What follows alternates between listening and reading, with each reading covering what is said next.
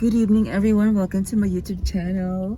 Nandito ako ngayon sa Tagaytay at syempre, andito kami sa Charito Bag of Beans.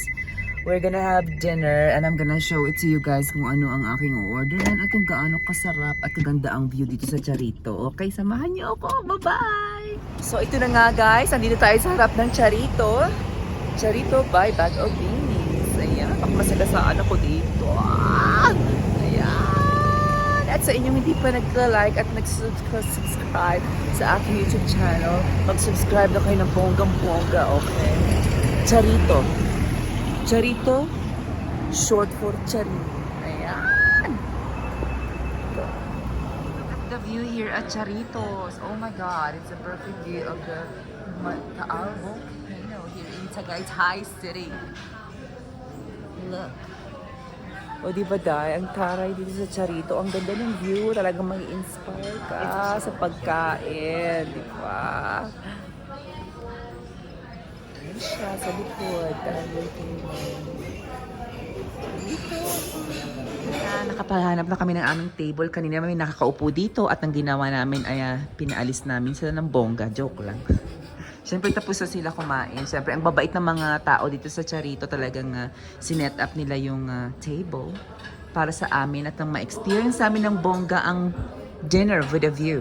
Ayan. Medyo madilim na pero maganda pa rin. Let's go! So ito na, dumating na pa yung order ko. Ay, una naming in-order ay walang iba kundi plato at platito. Ayan na siya. So, umorder ako ng buko juice, kasi isa rin ito sa mga na-miss ko, na isi-serve ni Earl John, na nagtatrabaho dito sa Charito Bag of Beans. So, pag nag-dine kayo, thank you very much, Earl John. So, pag nag-dine kayo dito sa Charito, hanapin nyo lang si Earl John. Yan ang tinatawag na buko juice. Authentic, talagang nasa loob pa siya ng buko. O, diba? Ito na yung aking order, ang aking bangus a la pobre. At syempre naman mukhang masarap siya. Ang delicioso. Tapos meron din tayong bonggang bulalo. O, diba?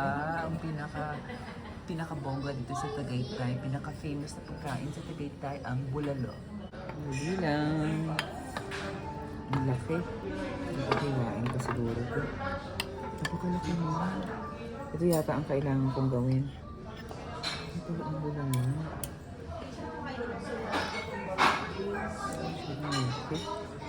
Ang laki ng bulalo ito. Ayan.